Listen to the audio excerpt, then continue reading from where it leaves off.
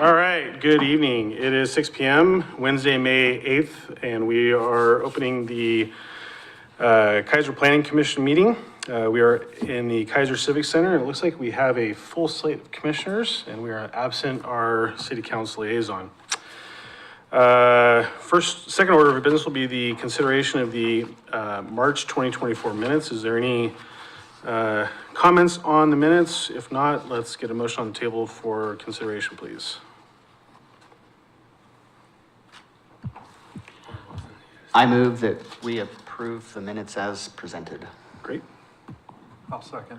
Okay, we have a motion by Commissioner Grentz and a second by Commissioner Witters to approve as presented. Is there any discussion? Hearing none, all those in favor signify by saying aye. Aye. All those opposed say nay. Motion passes unanimously. Wonderful. All right, so we're supposed to do volunteer appreciation, and typically what happens is there's a reading of a proclamation that was done for the month of April for Volunteer Appreciation Month. But since Mr. Emerson Carella is not here, we can either hold this for a couple minutes, or what do we want to do? I'll read the proclamation. Why not? I don't know what I'm doing. So if you didn't know, you're doing this job for free. Those of us up here, the checks aren't coming, there's no tax deduction, right?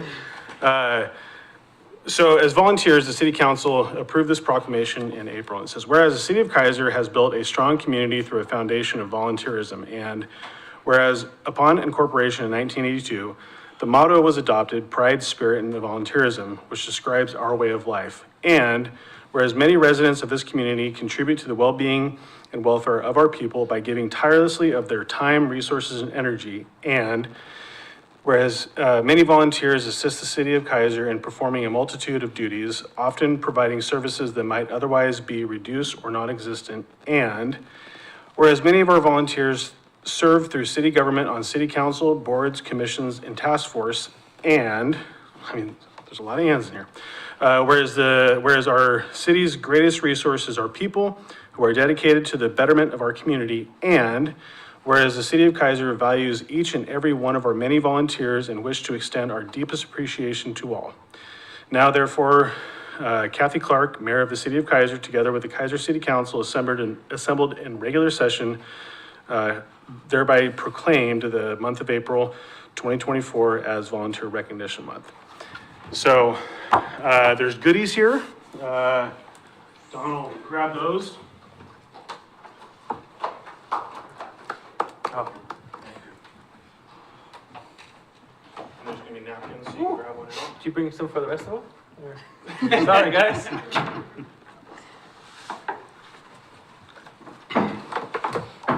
But yeah, so that was kind of cool. Never had to do that before, but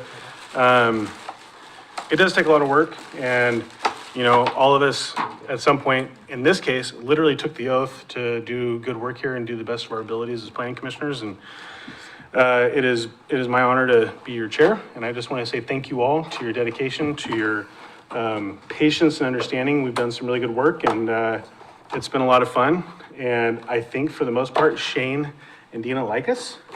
I think City Attorney Lindsay is still getting to know us, so he hasn't formed an opinion yet. I'm kidding. Yeah, it's a pleasure as a volunteer to work with you all, and just want to say thanks. Any other comments, thoughts? While you're getting cookies? Shane, go ahead, please.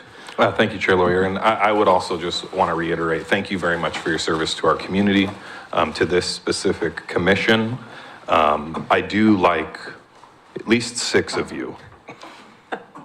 No, I like all of you. No, but you guys have been a pleasure to work with. Some of you are newer to our commission, and I appreciate that you come prepared, and we have good conversations and discussion about things in a really a useful way of getting to the finish line with the different projects we've been working on. I know it's a lot of work, and I do get paid to be here, and you all don't. So I personally really appreciate what you do for my community, because I live here too. So yeah, thank you. Thank you very much. And I would want to just point out this. Not all of the committees and commissions are so well appreciated that in honor of the April Volunteer Appreciation Month, we chose to not have a meeting. So that was our special gift.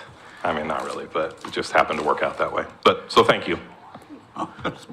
Well, I will say, while we don't get monetary, or monetary advantage, I think we're all enriched by being able to do this together. So it's a lot of fun, most of the time. And as the seventh person, Shane, that you don't like, I still like you. That's okay.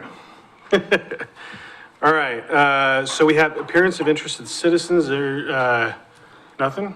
I'm very happy to see you here tonight, Tammy. Thank you for being here. Jackie, you're here as well, but I saw you Monday. Very happy to have you both here. We do have one written comment. It was submitted by Michael de Blasi. I don't know if he was submitting it on from his position, but it's page 8 of our document here. Talks about the power of urban trees. I just want to talk about urban trees just a little bit. On May 4th, which was last Saturday, our environmental services team did a huge project. They went out and taught volunteers how to go out and identify trees throughout the city. Unfortunately, had some life events that have precluded me from participating in that.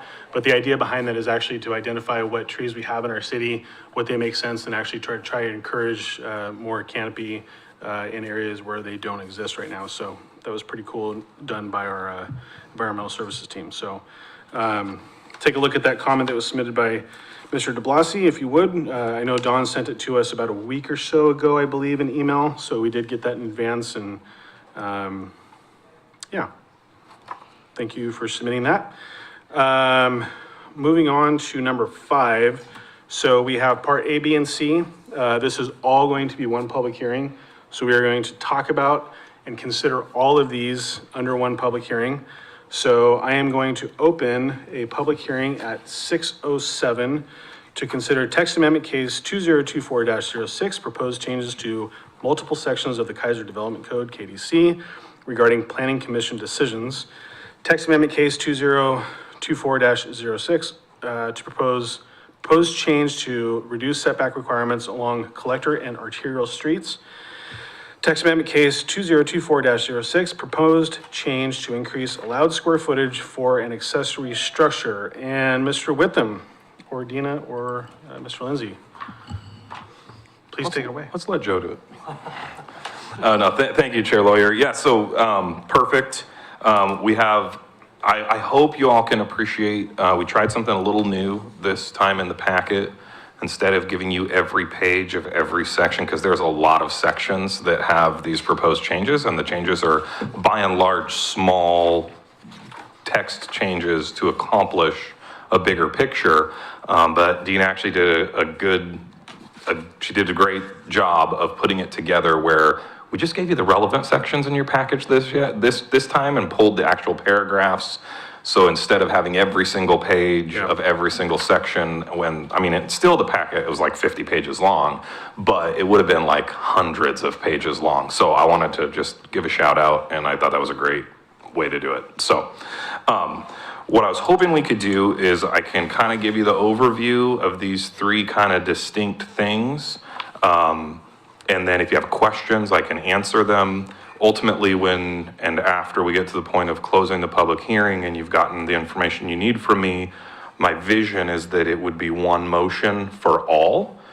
So it would simply be the motion that's kind of listed on that first staff report that you would move to recommend the adopted changes as discussed.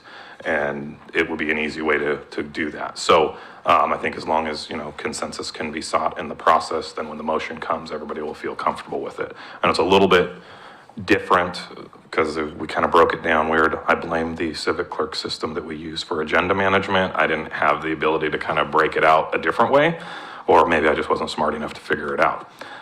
All that to say, the first set of amendments, which include section 2.429, 431, 3.101, 103, 105, 113, 201, 202, 204, 205, and 207. Those were the amendments that we discussed back in, I believe it was September, and then again in March. These amendments, the drafts that we have in the packet, they accomplish exactly what Planning Commission gave consensus for staff to bring back, which was that the planning commission would be the deciding body for conditional use permits, not the sign ones, but basically majority, all the other conditional use permits, major variances, and Keizer Station Master Plan amendments. Whereas master plan amendments right now go directly to the council. And so the changes that we've put there cover that.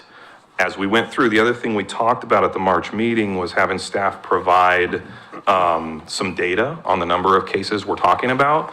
And so in the packet, which is on page 31 of the packet, there's this chart that has the white and the blue lines, or it's a white page with certain blue lines. The blue lines highlight that with these changes, these would be now the cases that would come to planning commission. Blue or the white? The blue. Okay, thank you. So the blue are what would come to planning commission, the white are ones that would not. Specifically, Dina created this chart, which kind of culled the data. This is the last 5 years, back through 2019. And as you look through, there's a brief description on the far right side, and you can see like there's 1, 2, 3, 4, 5, 6, 7, 8, 9, 10. 10 of the cases in this list are electronic message signs. We're not proposing that you guys hear those. The drafts didn't propose that. It's kind of funky that we even do them as conditional uses, but that's just the tool. It's basically like a special use permit because they're always allowed. It's just they have special conditions around them. So those we wouldn't add. But when you take those out, what I was hoping that Planning Commission might want to spend some time considering, or what I anticipated you might want to spend some time considering, is that from 2020 we had 3 cases. 2021 there was 1. There was nothing in 2022 that you would have done. There was 4 cases in 2023, and this year there would have been 2 that would have come to Planning Commission if Planning Commission were to hear all of the So I think that's something that I know there was discussion early on, and kind of Planning Commission themselves was concerned about workload versus timing and all of those types of things. So I just wanted to highlight the chart that we prepared, so it does kind of indicate, we don't do a ton of these. So Planning Commission may want to go back to kind of the original idea, which was, hey, we're gonna do all the variances and the conditional uses and the master plan amendments. And so that's completely in your world of decision-making. What would need to happen is there would have to be some consensus on that's what you want to do or not what you want to do. And ultimately, if you don't want to do anything different, the drafts cover the major variances, the master plan amendments, and the conditional uses currently as we've constructed the draft language. I have one question on the master plan amendment. So Yes. is Keizer Station the only part of the city that is master planned? Because I think generally we talked about master plans Yeah. generally, but this Yeah. specifically says the Keizer Station master plan. Yeah, currently it is the only part of the city that's master planned. There is a master planning provision for the north area center in the River Cherry Overlay District. Right. There is no master plan there. Okay. So that would automatically come to Planning Commission because master plans do. The only amendment process we actually really have currently is in that Keizer Station master plan section. But the master planning provisions of the RCOD kind of point to that anyway. So it would be, Inland Shores doesn't have one? no, it was done as a planned unit development, which is a little okay. different. Okay. It's more like a subdivision with Got it. special review. Got it. Thank you. Yeah.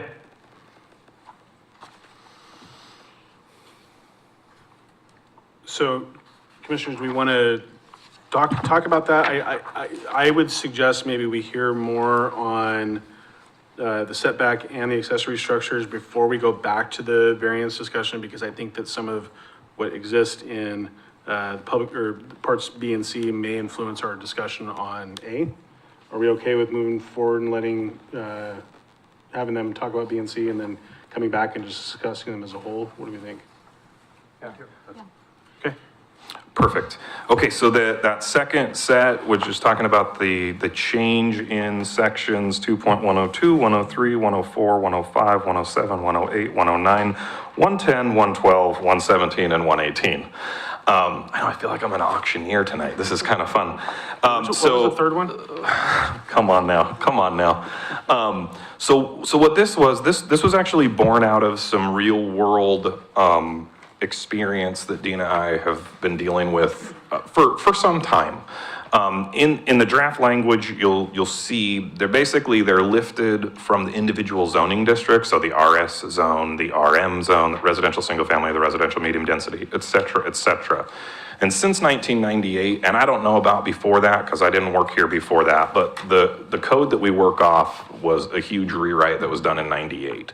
And this is an old kind of footnote that's been there since 1998.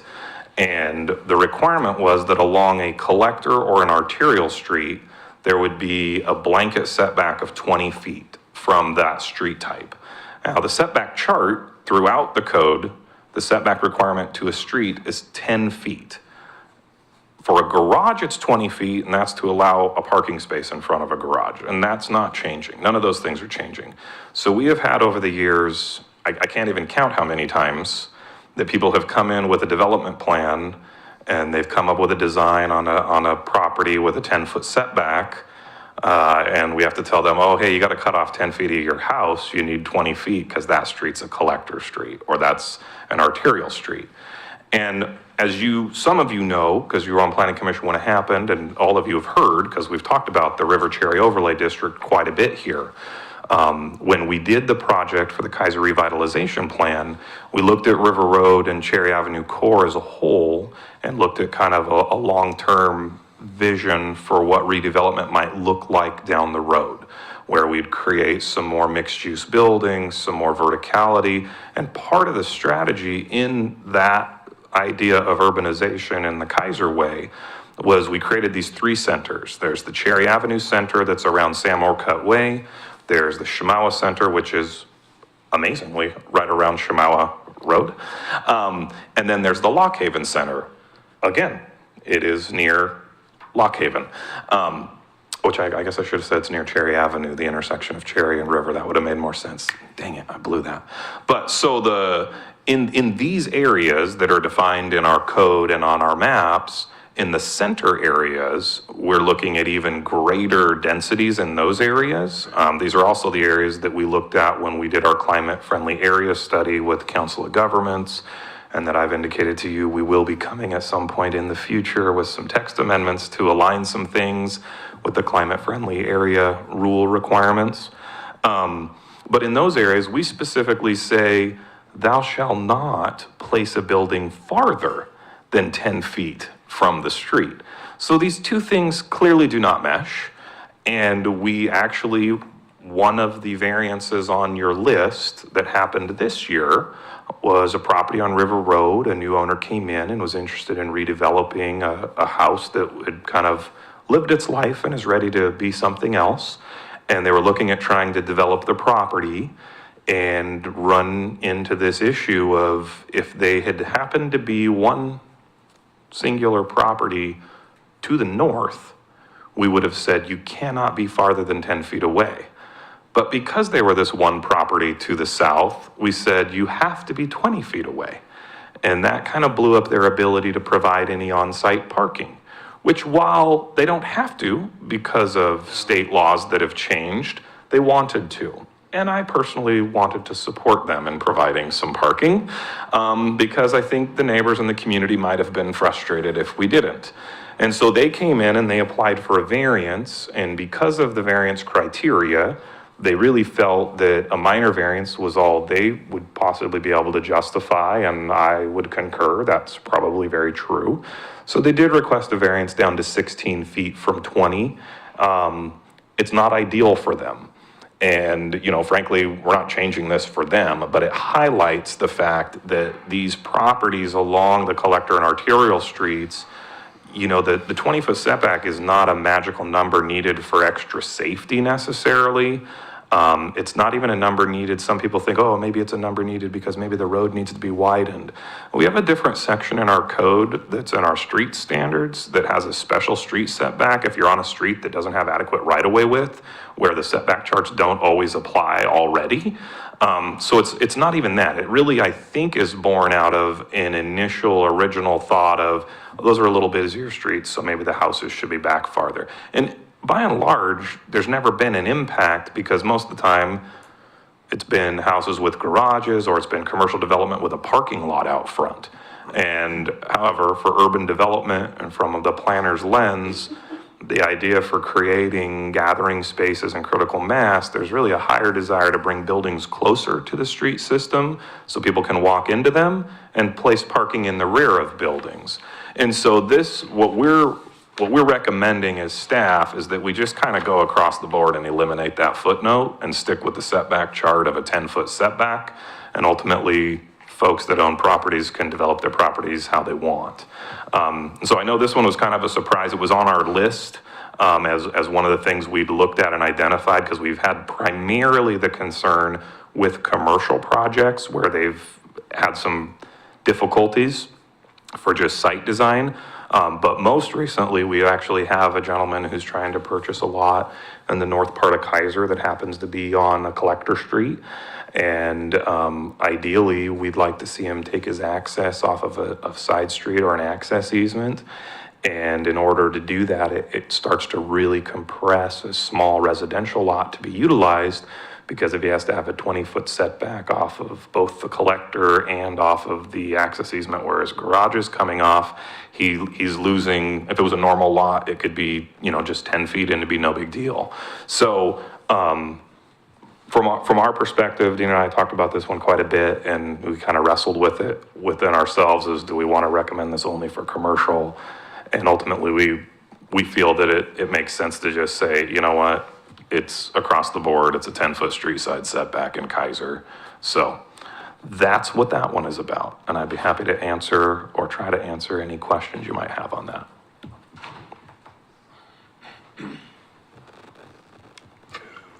For the record, Councilor Duran just joined us. Welcome, Councilor. No immediate questions? Okay, let's. Okay, Commissioner Avashan, then Commissioner Burson. Please. Okay, so I had the impression that some of the setbacks were we keep getting denser, fitting more people into the same space and traffic it, and for future, potentially, you added another lane to the street, so you have that option. So how does that get impacted? I mean, if you take that 10 foot away instead of 20, you have 10, you don't have that future expansion option in that way. Well, so if you're going to expand right-of-way beyond the existing property lines, you're in a situation that you'd be doing condemnation or you'd have to be acquiring property. And again, there is a section in our code which talks about special street setbacks. So the transportation system plan and the development code identify right-of-way widths, overall right-of-way widths that are required for different street types. So a local street type is, there's a few different ones depending on how much traffic volume is on them, how many units they serve, but it's like, there's a really small one at, I think it's 35 feet wide of right-of-way, and then it goes 44, 46, 48. And then a collector and an arterial street, there's actually a sliding scale based on public works. So it's like, I want to say it's 54 to, I don't remember off the top of my head. I can't just pull it. Sorry, I don't design streets much. Our engineers do that more. But if we were to have a project that were to come in on a street that did not have adequate right-of-way, that where it was substandard right-of-way width, we actually apply what's called a special street setback. It's very unique. I can only think of a couple places that exists in Keizer, because by and large, our street system was developed with county standards of right-of-way. So a lot of our local streets, for example, in West Keizer, are like large 60-foot right-of-ways, where a new street would be in a 48-foot right-of-way. So they already have a pretty significant amount of right-of-way that's not technically their property. A lot of times it's their front yard, but it's not their property that they pay taxes on. And so again, these setbacks are not measured from improvements, they're measured from wherever those property lines lie. Does that help? Sort of, but not quite, because again, this is for you're looking into the future. You're basically locking yourself in travel for exactly what is, because the streets cannot be expanded ever, right?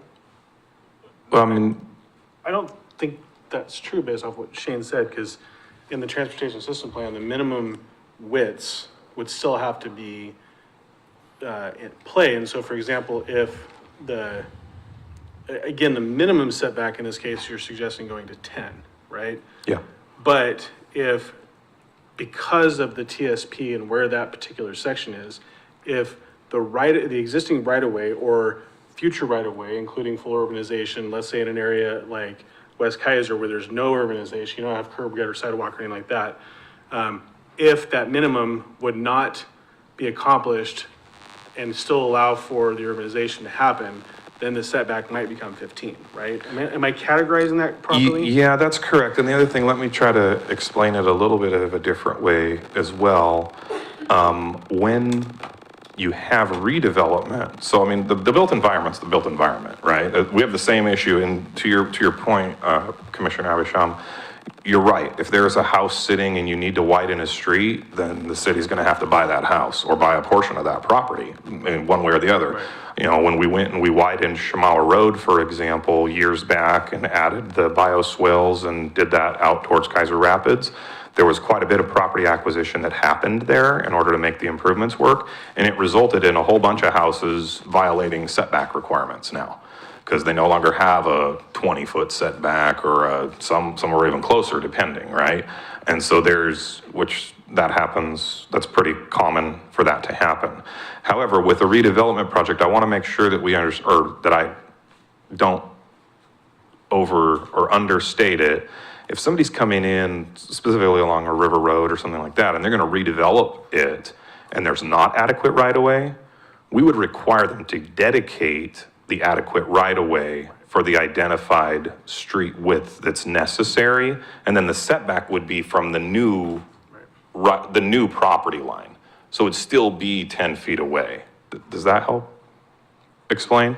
I mean, I think to your point, I suppose if the city said, hey, River Road needs to be widened and we need to add it, you know, turn it into a Los Angeles style street and have it be a 7-lane section, yeah, you're absolutely going to get rid of everything. I mean, I would personally say that's probably not going to happen in the world of transportation planning. We're moving, especially in the state of Oregon, we're moving the very opposite direction of that and not adding additional capacity in street systems, but rather moving towards encouraging multiple, you know, different modes of transportation.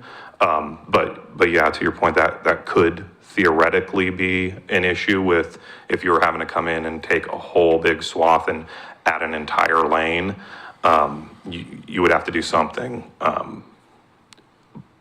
Realistically, 10 feet is not going to be enough to do anything in, but it could have some impact, I suppose. Yeah, okay. Yes. Commissioner Burson? So I have a fairly simple question. So, the 20 feet is still there if there's a garage? Correct. Okay, thank you. That's it? It's like 9 words. Just kidding. He said it was a simple question. Like, yeah, I got the answer with just a yes. That's awesome. All right, we're good on that for now? Okay, let's move on to the Commissioner Burson amendment. The number C, letter C. Okay, so That's the one you requested, that's not an unfair So statement. the last letter, this is in response to our March meeting. We're kind of to the tail end of the meeting. It was brought before Planning Commission, and Planning Commission by consensus said, yeah, bring us back a change, what that would look like. And the concept was, you know, what if we made accessory structure sizes the same as the ADU size? So we increased it from the 600 up to the 750. pretty easy change for us to make. We've provided you draft language there. If you read all the staff recommendations, you'll see that in this case, staff is not necessarily recommending that Planning Commission do this. I do not have a big dog in the fight. This is clearly not, I do not set policy, you all do. A couple of the things as I looked through and kind of, and we talked about this some in March, the 600 square foot is a long-held standard. Since 1998, that has been the standard of what's been allowed. We have done several minor variances, which has allowed people's shops to move up to 720 square feet. Now, historically, those minor variances have always been heard at just the staff level. Same with major variances. With some of the other proposed changes tonight that Planning Commission may be considering and mulling about in their minds, ultimately, if Planning Commission is the deciding body on variances, my preference would be to say, hey, if somebody has a unique parcel that constitutes a need for a much larger shop than, you know, a 20 by 30 garage is, a standard two-car garage is 440 square feet. So a 20 by 30 shop is big for residential development lots. I mean, it is. And so, you know, I think realistically, if there's these unique circumstances and variances are being heard by the Planning Commission in the future, I personally would prefer to see that process be gone through so that it can be that transparent process. The other piece is if this were to move to 750, I would want to point out that a minor variance would then actually be a 900 square foot shop versus a 720 square foot shop. So, like I said, all that to say, I don't have, you know, this one wasn't on my radar. We have had over the years of me working here, we have had people come to planning commissions in the past and say, we want to up this size, and essentially it wasn't taken up or there wasn't an interest there to pursue it. You know, I think as we've talked, you know, the dynamics of urbanization and usable land, there are elements where if, you know, if it were the Wild West, I don't think 750 is a huge, big jump. I mean, it's 150 extra square feet than what we allow right now. Yeah. I would strongly advise against saying, hey, Shane, we want to change this and just take the sideboards off and let people build whatever they want up to the setback lines, because that could represent like where you have a large parcel that has capacity providing future needed housing, and the property owner may not want to do it, that's fine, but a future property owner might. If you plop down a really large shop, you start to impede the ability of those lands to be redeveloped for what they're zoned for. You know, by definition, an accessory structure is to be accessory to the primary use of the property.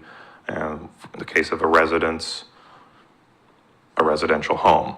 So anyway, all that to say, that's what this draft language has in there. And as I said, I'd be happy to answer any questions.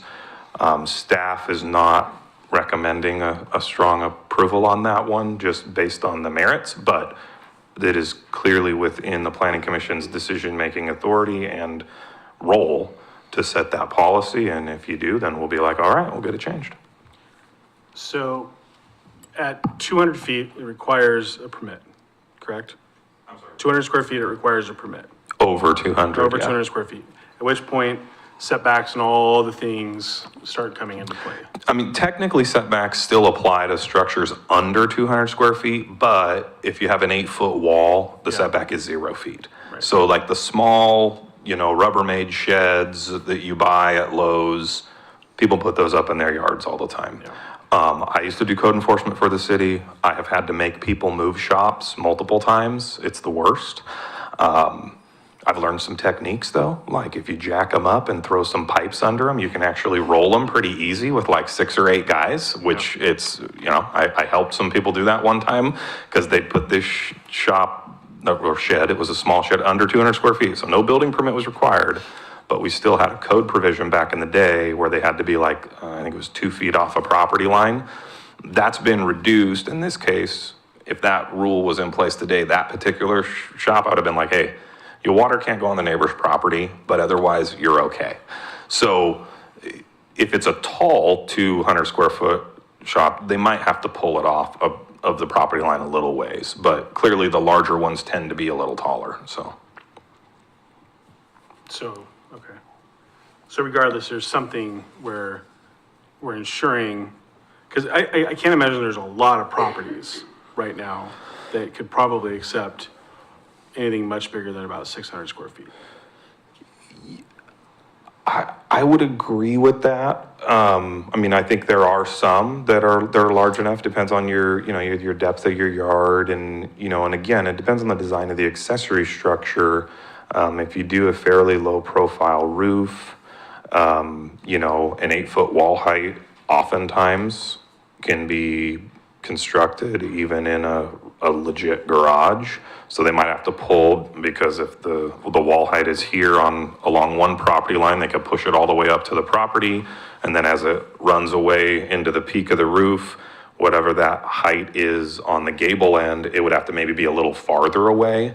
But it starts at 0 and it goes up a foot for every foot over 8 feet. So at 9-foot wall, it's a foot off, 10 is 2, 11 is 3, 12 is 4, et cetera, et cetera. So you don't have a real big setback from property lines for accessory buildings because they are kind of intended to be garden sheds. And then you have a separation requirement from the main house where you have to be at least 6 feet away. If you're not, then it takes on the setbacks of the home, which would be 14 or 20 feet. So, yeah. Do we allow, and I think I know this answer, but I can't remember, conversion of accessory structures and or like an ADU on top of an accessory structure? We do. Okay. Great. Commissioner Rentz? Remind me, do we have a provision in our code that ultimately limits the size of ADUs or any accessory building to smaller than the ultimate size of the primary? For ADUs, no. It's a 750 hard cap for ADUs. Right. And for accessory buildings. So I guess, Okay. I don't know of any houses that are under 600 square feet in Keizer, but we had a situation where the ADU actually ended up being bigger than the main house. Because we used to do it on a percentage, right? No, for ADUs, yes. Yeah. For ADUs, it used to be a percentage of the house itself. And still for a attached ADU, there's a 60-40 split between the main and the other, but detached is just 750. But again, we're only talking accessory structures here. We're not talking about changing anything with ADUs. Commissioner Burson? So just a couple things. I mean, I brought this. And I'm really kind of disappointed that staff isn't for this, but, okay. But, I will argue that, the primary purpose of, like, my residence anyway, a shop would be, vehicles. And currently, I own, Ford F-350, 8-foot bed. They don't make a garage that fits that. So, I mean, just because there's a shop, doesn't mean that that's not the purpose of the property. Like I said, I have several vehicles and trying to just get those indoors locked up. So I think there still is that. Also, originally, what I was talking about is that the ADU could be 750. And people were trying to put those on top of accessory structures. I don't want to call them shops or sheds, because I wouldn't talk about sheds at all. I mean, I think the whole shed thing, I mean, that's a really big shed. I don't know if they sell those at Lowe's, but, Oh, they do. well, I mean, I don't know if they sell a 750 square foot shed at Lowe's, but anyway, just be able to match those two, because somebody builds a 600 square foot, now they got a 600 square foot ADU up above, because I mean, you can't have this mushroom wood going up above.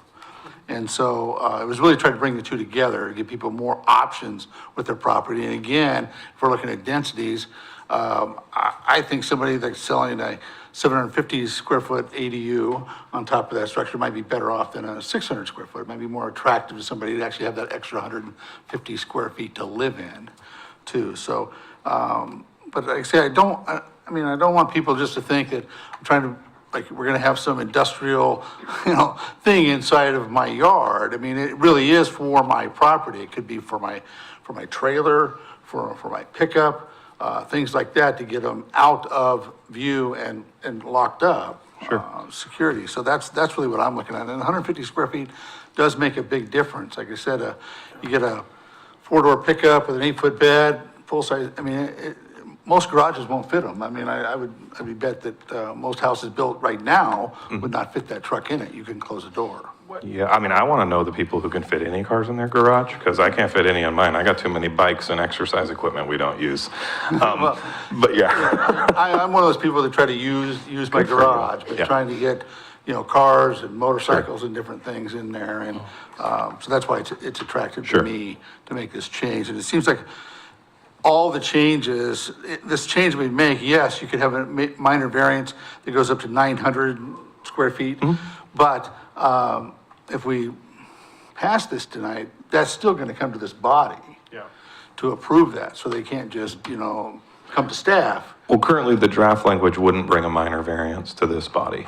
Correct. It would only bring majors. That is one thing I'm asking you to consider. And just to speak to your, and Commissioner Burson, by all means, like, as I preface this is not Shane doesn't have a strong opinion on it, but when I analyze the code from a process and an implementation point, as the paid staff person for the city of Keizer, the reason I don't recommend just changing it carte blanche to 750 is that I think it might make more sense and be more appropriate to approach those situations through the variance process, so that uniqueness and properties, and in even the scenario of, oh, we're asking for this increased size because we want to do an ADU over our shop building, then there's some controls there for the planning commission to consider on more of a case-by-case basis versus when a minimum standard is changed in the code, that means that anytime it walks through the door, it is rubber stamped that it's approved. So that's where my concern lies, is 750 too large of a number to be that rubber stamp every single time, no matter what? But your minor variance only gets to 720. Currently, that is true. Yeah. And I'm not opposed to, if we put something in the language that, says any variance of this would come to the planning commission.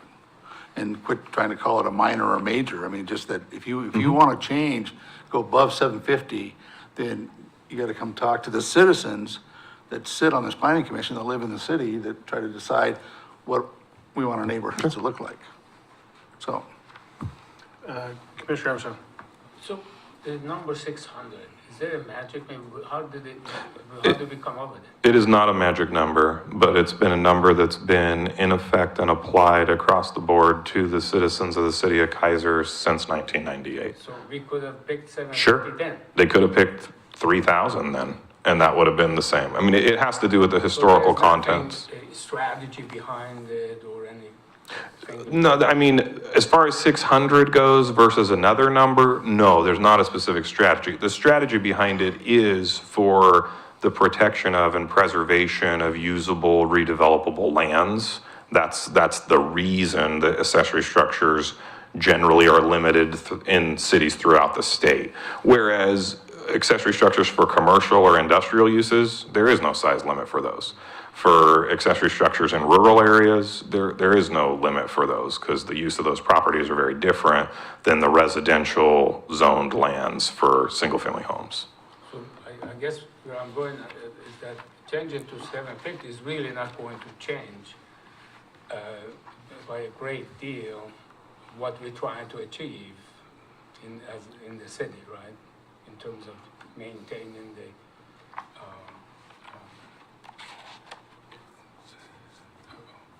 it's just not going to make that much of a difference, in my opinion, changing from, increasing by 150. I do have another question, which is, is there a definition of minor versus major variance? Yeah, it's a 20% quantifiable change. So if you have any measurable, standard, if you're changing it by over 20%, it becomes a major variance. And I mean, it's still a variance, but the criteria for approval is different that we look at. So the minor variance criteria generally is a lower threshold to be able to demonstrate that you meet all of the requirements. The major variance is harder to justify as an applicant. So I think there's two sides of the coin in the way I'm thinking. On one side, I recognize that, you know, just throwing arbitrary numbers out there isn't always the most helpful. And the other side of it is the more practical application of letting people sort of do what they can with their land. I think that I am concerned about the increased volume of on-street parking we've had, particularly in some of our narrow streets, in like West Keizer and some of those areas. Going down Rivercrest the other day, I had to stop 5 times between 2 stop signs because there were large trucks coming down. There's everybody parked on either side. And some of those properties probably could maybe take a accessory structure in the back. But I'm also a little bit concerned that we don't run into another Sunset Ave issue where we had it before. And there's a little inside baseball by the park that I'm talking about, where we had an easement issue and there was a whole kind of access thing by Sunset Park, you know what I'm talking about? For those of you that don't, there was an issue where an individual had historically preserved access to their accessory structures literally across city property and through a park. And then when he went to sell that, it became a major issue.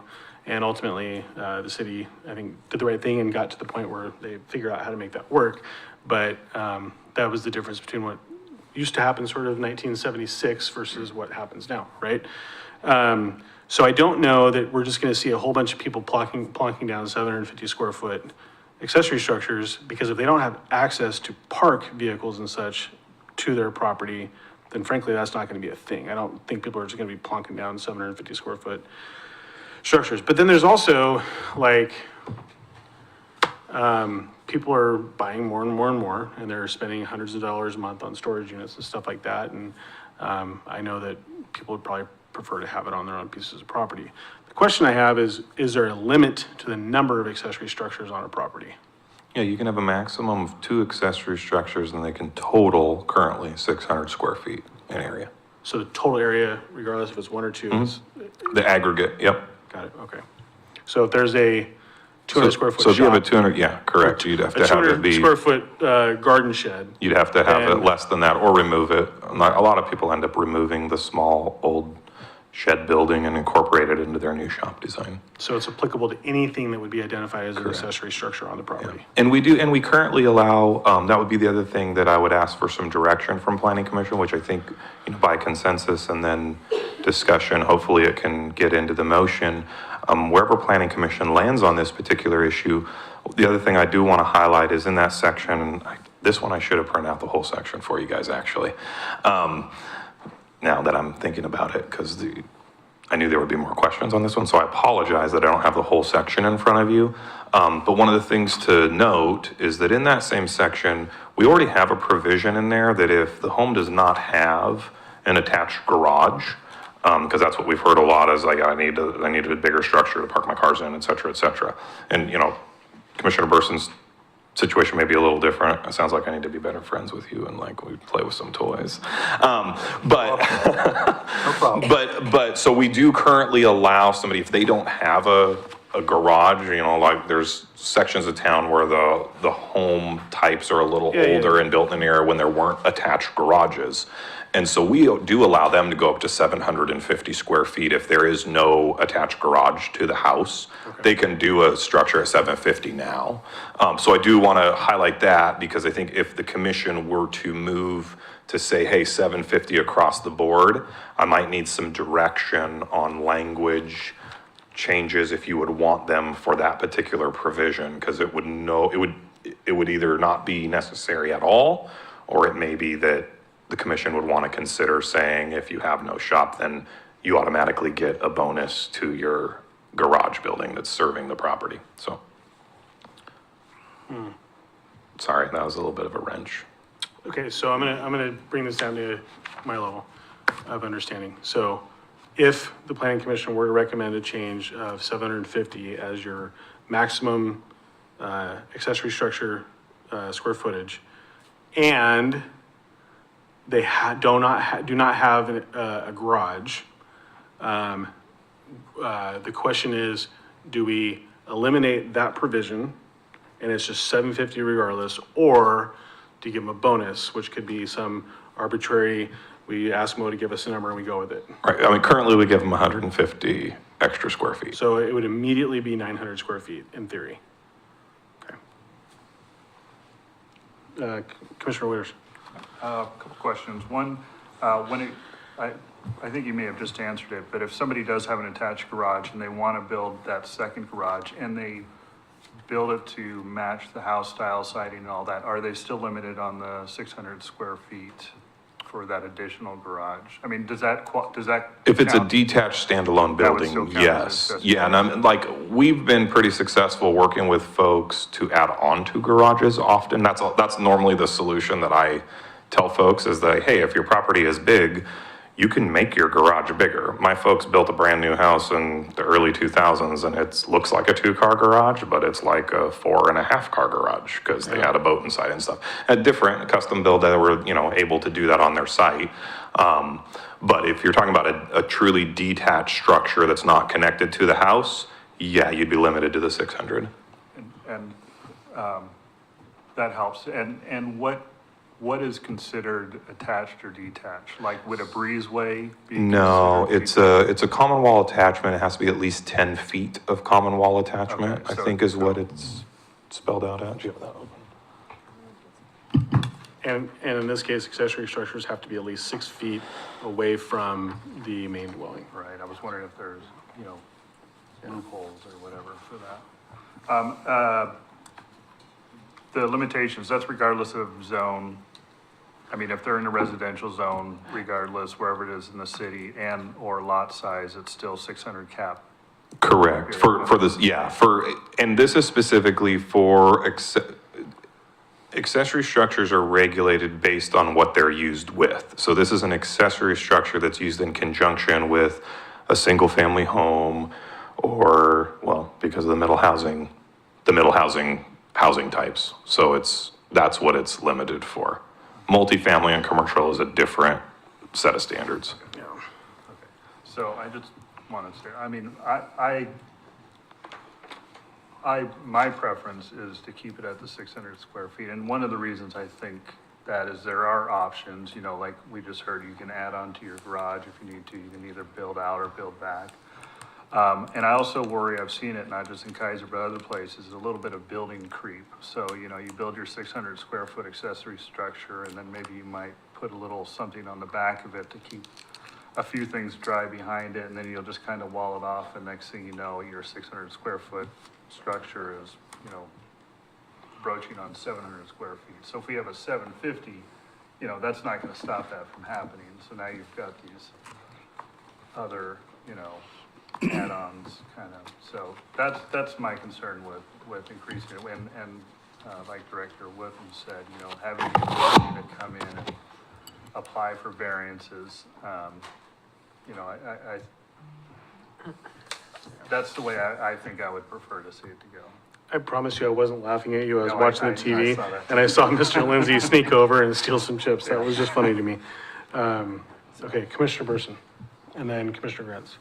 So, I guess a couple things. I think it needs to be clear here too, that what we're talking about is these accessory structures are built like the home. Right. Because you are not allowing metal buildings to be put in these residential areas, at least currently. I mean, I know there's a lot of metal buildings in Keizer, but, so it isn't that you're putting this metal eyesore into the neighborhood. And then I guess I have a question. So when the apartments were built out here at the cattle ranch, they put accessory structures for garages up there that are much bigger than 600 square feet, but do they get a count, like every single resident is allowed to have 600 square foot? No, for multifamily, commercial, industrial structures, there isn't a limit, but when multifamily development gets built, it does have to meet minimum and maximum density provisions. Okay. So it's kind of two different, it's kind of apples and oranges. We're only talking about ones that would be in conjunction historically. With a it was- single-family home. Historically, it was only single-family homes because of middle housing. Now it is single-family home, duplex, triplex, fourplex. Well, I would ask the commission to have this vision in their head anyway, that here in Keizer, if you go down Verta Lane, you get right up to the Parkway, there was a new person they actually remodeled a home out there, with a nice big gate out. Fortunately, looks like people are putting some graffiti on his fence, but he fenced it all off and wanted to put a shop for less, lack of a better phrase on that. And, he's limiting that giant lot there, to 600 square feet. However, if you go just down the road, before you even get down to the school, we had a single-family home in the back, and now we're putting like 3 monster triplexes in front that, well, I don't know how high those go up, but they go up quite a bit. I'm sure they're looking at everybody's backyards on there. So, which is the lesser of two evils? I know the 3 triplexes are allowed with all this middle housing thing, but I'm not sure that was really the vision that people had. They thought there was going to be some kind of duplex or something in the back, but I mean, that has become the main focus of that property now, where that tree had fallen down. And anyway, so just 2 properties are really close to there. We're telling one person you can build this giant amount. I know the state law says that, but here we're just talking about Keizer ordinance. But the person down the road can't build another 150 square feet of a building that would match the new remodeled house that he has. I mean, that seems wrong to me. One second, Commissioner Grants. Well, and I'm going to opine on that just a little, I'm not going to play planner, but I think the job that Shane and Dina have is to plan for, we look at buildable lands in our housing needs analysis in terms of people and not necessarily anything else, which, I think when it comes to planning, it's and I don't mean this as derogatory, it's how can we squeeze as many people into a geographic location as allowable or directed by law, right? Is it an overgeneralization? Do you want me to talk or no? It's a wild card here. Like, it's up to you. This is your guys' meeting. I would say, I'll try to be brief. I would not say I'm an expert, but I am a planning professional, Right. by title at least. The reality is that the state of Oregon does have planning goals. They were established in the 70s, right? And the planning goals speak to things such as urbanization, employment, housing needs, things like that. Nowhere in the planning goals does it talk about accessory buildings or any of that. There's also a lot of rules and goals that protect farm and forest land. So I would caution. It's hard because it can feel that way, and I try to remove my own personal opinions when I talk about why the rules are there and what the rules are there for. But as a city, we have a comprehensive plan, and that comprehensive plan, which is a long-range plan for what is the city going to look like, we have assumed that residential lands are going to achieve a certain urbanized density that happens within cities. And so that is, I think it's accurate. I think it's a little bit far to say jam as much as you can, put 10 pounds in the 5-pound bag. I know that it has felt that way somewhat when it comes to some of the things that we've been having to respond to coming out of legislation that gets passed without our ability to kind of regulate ourselves. But it isn't quite that simple. And again, from a big 30,000 foot look, the reason for that density is to protect some of the things that make Oregon amazing, our forests, our farmlands, and things like that. So you don't end up, I just spent, not too long ago, I spent a week in Phoenix. My sister lives in Los Angeles, like I've told you guys this before. You go to those areas and you just like sea to shining sea sprawl. Like, I don't really want 7-lane freeways running through our regular streets here personally. I don't love it. But again, that's like a taste thing. But some of the rules that we have at a state level, which drive local regulations, is with that in mind. I think there's a lot of room to go how much is too much, and 100% valid. Like, those are 100% valid things. And I do want to reiterate, like, this particular issue, 100% in your court to determine what is the right thing to do. I don't think there is a right or a wrong. But from my role as a planning professional, I could not with a good conscience say, yeah, do it, it totally makes sense. Yep. I'd prefer to be like, hey, let's bring you guys variances anyway and let you decide what makes sense and when it makes sense. So that was really my thought process, but I don't want anybody to, please don't try to talk me into your position, because I don't have a dog in the fight at all. You don't need to. It's really just what you all agree is the right way to go with this particular standard, and we'll move it forward. My comments came across as derogatory. They were not at all intended that way. Please understand that. Because I know that you and Dina do a really, really good job. And I mean, you're always protecting Keizer, and I appreciate that. So it was not intended to be a derogatory at all whatsoever towards you all. But I'm going to shut up. Commissioner Grants. Thank you, Chair Lori. So, staff, I know that in the developing residential zone, basically anything anybody wants to do on their property requires a conditional use. And that basically is so that staff gets an opportunity to look at how that's going to impact redevelopment.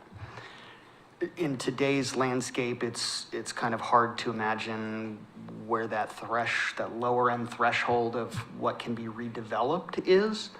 Is there a provision in Keizer Code that says, say, hey, when you're coming in for a building permit on, say, like a 15,000 square foot or a 20,000 square foot lot, that you have to go through that process? Only if you're in the urban transition zone currently.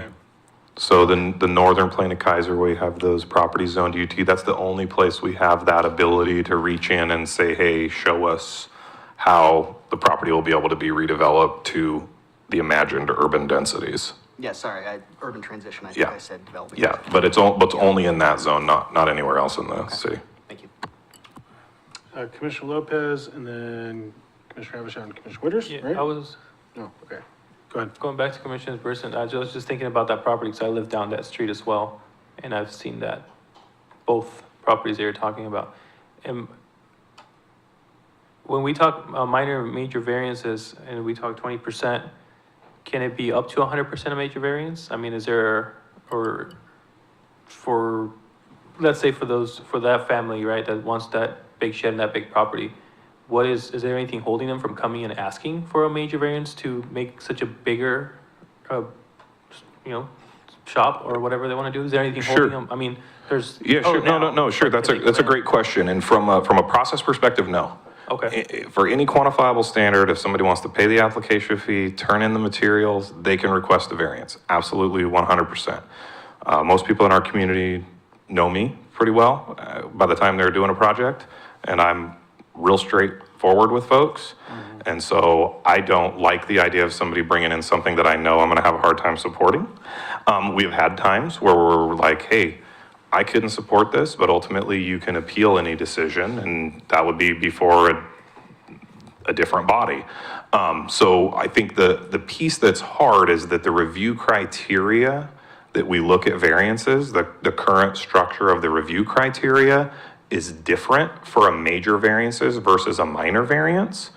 And the minor variance has more to do with the intent and purpose of the provision that's being sought to be varied.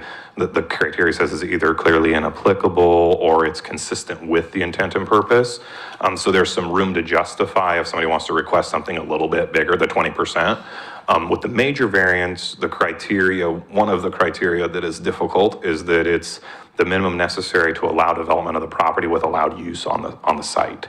So with accessory structures specifically, and in my history, I know of one major variance for an accessory structure, and it was resultant from a process where we had a letter from the current governor at the time, and it was a rebuild of an existing shop that had been shop creeped without permits, but had been there for a long time, but it became it was taken out of staff's hands. And that's the only one I can remember for a major variance for a shop. Reason being is that the use that's allowed is the shop or the accessory structure. It's just about the size thing. So I think the reason that people would struggle with the major variance is how do they justify the criteria? And so that's really the reason. I mean, the criteria could be looked at and modified, I suppose, at a future meeting or something, but, and that may be something that Planning Commission wants to take up. I mean, we wouldn't do that tonight, obviously, we're not gonna craft that on the fly, but if there are some very specific things, that we wanna talk about specific to this issue, I think my recommendation would be, it could either be, we kind of would put a pin in this by simply not including this section in the motion tonight and we could come back and workshop the accessory structure section as a whole, or make the change or don't make the change tonight, and we could revisit some of those other kind of details at a future public hearing, if that's what Planning Commission would want to do. And the other thing I do have to correct myself, thank you, Dina, to Commissioner Grenz's previous question, what's the size, half acre? So in the UT zone, the half, if it's under a half an acre, we actually do not have, because we changed that to make it a little easier for people to just develop stuff without having to jump through the conditional use hoop. So, Mr. Lopez, did that answer your question though? Yeah, well, it helps. Thanks. Thank you. All right, Commissioner Anderson. So in a typical year, how many applications for variance to go beyond 600 would we have? None since 2019. Well, Let's see, okay, so we have not had, This is all the variances since 2019. but on that particular issue though, right? This is all issues for variances. No, I'm talking about the variance on this size of the workshop, 600. we had one in 2019, to answer your I question. mean, so why bother? Why are we changing? If there is no need for it, there's not a lot of applications to go beyond that number. Commissioner Avsham, are you asking why are we changing the size of accessory structures, or why are Yeah, we changing? from 600 to 750. My staff recommendation was to not change it. Oh, do not. That was my recommendation. We brought this because Planning Commission, by consensus, said we want to bring draft language to look at what it would do to put it from 6 to 750 to match the ADUs. So that's why it's before you. Yeah. I'm just questioning the reason for going through all this changes that we don't really need to, doesn't seem like. Is there, I'm just asking this as a hypothetical. Can we say it's a maximum for accessory structures and no variances, with no variances shall be allowed or anything like that? Is that allowable? I don't know, just asking a question. I don't know that answer. I would have to defer to the legal, and I don't know if Mr. Lindsay knows that off the top of his head. Off the top of my head, I don't, but I will say this, there's even now a Senate bill that was just passed that is coming online in June, which is going to also have adjustments Right. that are not even to be considered, or they have to be allowed. Yeah. And the adjustments are, there's a list of them, but, so it's like a variance. Is this They're like a new connected to version of housing, I 3414 think. from Yeah. 2 years, from regular session? The what? Is this a different version of 3414 that didn't pass in the long Yeah, session? and it came back. Yeah. And so the reason I mentioned that is because even if, I mean, but adjustments are like they're like 1 foot. Yeah. Oftentimes, they're not huge. Yeah. It's just so people don't play hardball for the most part with some of these things. Yeah. But that would be an example of where the law obviously wants us to have a little bit of flexibility. It's a polite way to put it. So, I mean, I'm just saying the spirit of Oregon sometimes is that if you try to play hardball with people, then a new rule shows up and suddenly Yeah. you definitely have to give something more, so. But I think you have to give there has to at least be a allowance for somebody to okay. apply, and then, because then you have the appeal right to go up to LUBA, if that's. So maximum when the administrative rule says you're allowed to, otherwise no. Sorry, I'm being a little bit facetious, I apologize. Shane, go ahead, Yeah. and Commissioner Burson. Oh, I was just gonna say, in that, I mean, historically, I think if Planning Commission were to go that route, I do think we'd have to have some other changes elsewhere in our Okay. code where it talks about those processes, because generally it's quantifiable, standard, you can request a variance to it. And the other thing I would want to point out is that Mr. Lindsay raises a great point, and yes, there was a Senate bill that didn't pass in the previous session, but this is like a part 2 and a lighter version. But it is very specifically related to housing. Yeah. And that is the piece, honestly, I was a little bit surprised we didn't receive any written comments from some of the housing groups that watch all text amendments that roll through the state of Oregon. Because the last time we opened up the accessory structure standard, we did receive comments because there was concern about increasing sizes or things like that that could be competitive with using land for housing. And so that is something that is, hey, good deal. Like, so, I think that's just for what it's worth. Commissioner Burson. Well, just to be clear though, you think there'd be challenges with saying that it's 750 and there are no variances, but the other idea is that any variance would come to the commission. That would be legal. And they wouldn't have to change some processes in there specifically on accessory dwellings in that variance section. But anybody that wanted, forget about major, minor, all that kind of stuff for square footage, any kind of variance at all, they would be required to come to the commission. That could be put in there. Thank you. All right, Commissioner Reyes. So I may not have been paying complete attention to you earlier, Mr. Witham.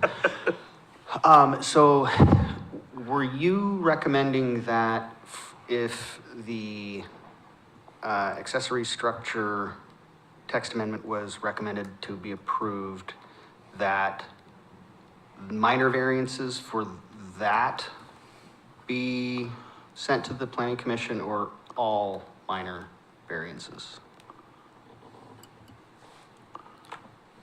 So I did not put in a written, I do not want to pretend to be a policy setter or to sit in your chairs or to wear the mantle that you wear. So like, I want to be very respectful, and like, this is 100% in you all's capacity to decide what you want to do. My thought process from Simple Shane's mind was, well, shoot, if Planning Commission wants to hear both minor and major variances, because there's not a ton of them that we process, because it is by its very nature an exception to a standard. And I think for the most part, our standards in Keizer are very reasonable to begin with. And when we see what allowed construction happens and we all go, what, how did that happen? And you go, no, it meets everything and exceeds the standard. It's pretty rare that people request exceptions to the standard. But when they do, because it's rare, I like the idea of it coming to y'all. And if this number was moved to 750, I definitely would like the idea of a minor variance coming to you all at that point, as opposed to it being on staff's shoulders to make that decision, because it is not the same kind of decision-making process as truly just administration of code. There's a level of subjectivity to variances, to conditional uses that doesn't exist with some of the other land use applications, because the argument is made on how it complies, and there is some judgment that takes place in that. So I've done it for years. I'm comfortable doing it. I always have an opinion, and so I'm willing to put it out there. But I definitely would like the idea of minor variances going to Planning Commission if that change were to happen, yes. And that's actually in your staff report. Yes, please, Commissioner. I don't think this thing is broken. Why are we trying to fix it? Well, I mean, it's, so Commissioner Burson brought it and said, I would like to discuss this. And I think that the planning commission said, we'd like to hear about the discussion. I think staff's position is very clear. They're not recommending any changes. We're having a discussion because it was asked to be brought forward for discussion. So whether we, as a planning commission, make a policy direction to make any changes or not, hasn't been discussed. We're not, they did, I think, provide some text amendment, correct? Am I right on that? You did draft some? Yeah, that was at your direction from the March meeting. You wanted to see language of what that would look So like. page 49 that does is what we show brought. that, because I think that's responsive to the request of planning commission. It was a request brought forward by one of our colleagues, and I think we did a good job I of didn't know respecting the it. history and I read it, but again, okay. It's just, make them that comment, that I don't think there's something broken. Well, this is one of those times where we have something open that's not necessarily responsive to an external influence like a development that's potentially coming, so it's a little bit different. Commissioner Lopez, Commissioner Witters, and then Commissioner Grants, yeah? No, just kidding. Just I'm still learning, right? So even though all these minor or major, whatever variances they come to we chose to have them come to the planning commission, they would always come with a staff report. Yes. Just making sure. Yeah, Don't argue I with mean, that part. no, absolutely. It would still be on staff, which, and again, you guys, we had the partition that had the variance with it. Right. And obviously there was like a lot of stuff with that came. These reports won't be that big for variances. They're shorter than that. But variances and conditional uses, same kind of process where the applicant has the burden to prove how they meet the requirements and the criteria. Staff has the responsibility to analyze those and hold them up to the provisions of the code and ultimately make a recommendation on whether or not to approve or deny them. Currently, I am the decision-making authority on these, so I approve, or my name gets signed on it, like, I mean, Dina does a lot of the work on it, but we approve or deny them with appropriate conditions as we see fit. So it would take that responsibility piece and place it in the lap of the planning commission. You would still be providing. But we would still provide Recommended conditions, recommended findings, but instead of saying approved, we would recommend that you approve this for these reasons. Or we recommend that you would deny it for these reasons. Commissioner Witters. I just wanted to throw out as a suggestion on the accessory structure, instead of trying to decide between 600 and 750, if we actually just bumped it up a little bit to 625, Exact same thing. then your minor variance gets Make you to it 750, and then you can have your 750 structure, your 750 ADU on top of it, and you're only requesting a minor variance at that point. Now your numbers make sense. Commissioner Burson, go ahead, please. So Shane, I'm confused. At the beginning of this discussion, we talked about that the variances would be coming to the commission. And now it seems like we're talking about both minor and major are coming to the commission, but I thought you said only in the text amendments you have in A and B here are only the major variances that are coming to the commission. Yeah, that. So the way it's set up right now, only major ones, minor ones are not coming to the commission. Well, Right. The way So- A and B is set up. yes, except for his staff's recommendation in A would be to include minor variances as well. So the way that the text is drafted is only for majors, but staff's recommendation in A is to also include minors. Well, like I say, okay. Well, when I first talked about this, I talked about that the variance would be coming to us anyway, and, you know, he had said that only the major variances. That's right, would as of come right to now, us. yes. As of the way that the text, Shane and Dina drafted the text amendment to be responsive to planning commission's direction, which was for major variances. He's been talking, I think, minor, because that is the intent, that we would also do minors as well. Am I mischaracterizing that? No, that's correct, and I'm sorry if I wasn't clear in my staff recommendation, both verbally and written.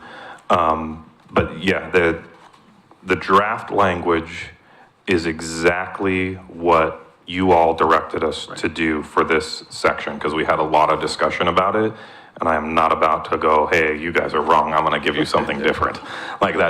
This is your policy directive. So the draft language represents exactly what you landed on at the March meeting, which, just to remind you, was different than what we had landed on September. at a very previous meeting. And in September, when we brought it, then it didn't pass, right? So after doing the analysis, because the caveat from y'all in March was, we only want to do majors. We'll do the appeals on minors. We'll do the conditional uses. We want to do the master plan amendment stuff. So we drafted the language accordingly, because planning commission gave clear directions to staff to do that.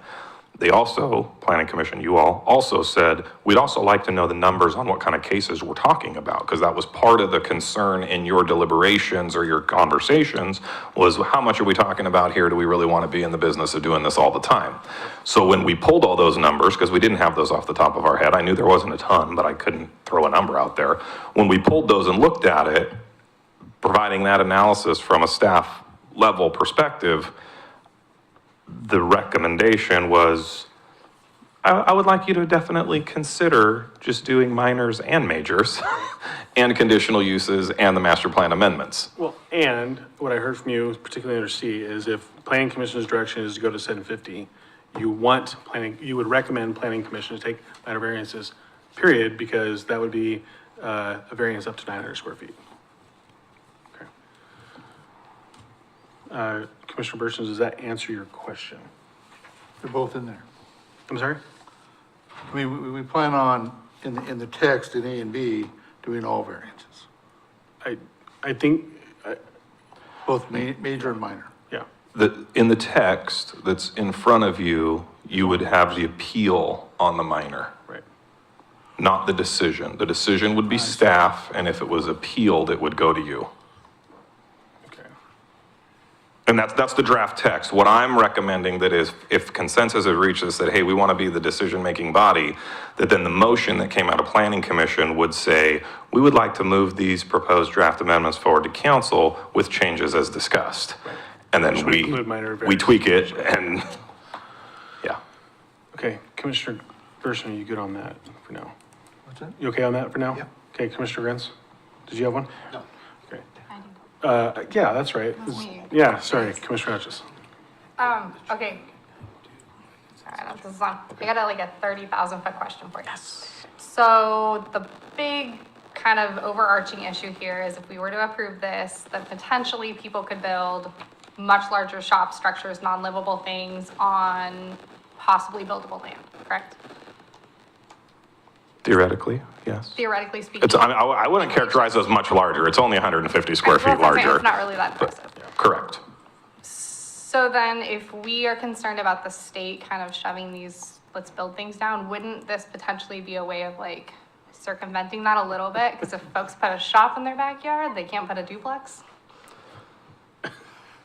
I would say that is definitely why you are a policy setter and I'm a development code administrator. So the lens that I have to look, the lens that I look through this is, what does the process look like? What is the historical context? What are the rules around it, right? I think a policy setter looks at these things from different perspectives. So That's like the Okay. most diplomatic answer you've ever done. That was awesome. Thank you, Shane. I have one final question. I think I know the answer to this, but the use of the accessory structure when considering it for approval, does that matter? And I'm going to qualify that question by if, in this case, Joe Smith says, I want to build a 720 square foot accessory structure because I've got 3 antique John Deere tractors that I want to put back there.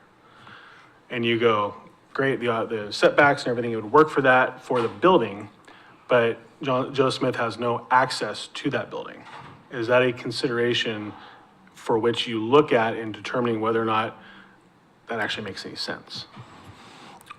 I think that would definitely be something that you could look at if there was a variance that was happening in order to get to that size. If it was something that was outright allowed, it would depend. For a tractor, that's a yard implement.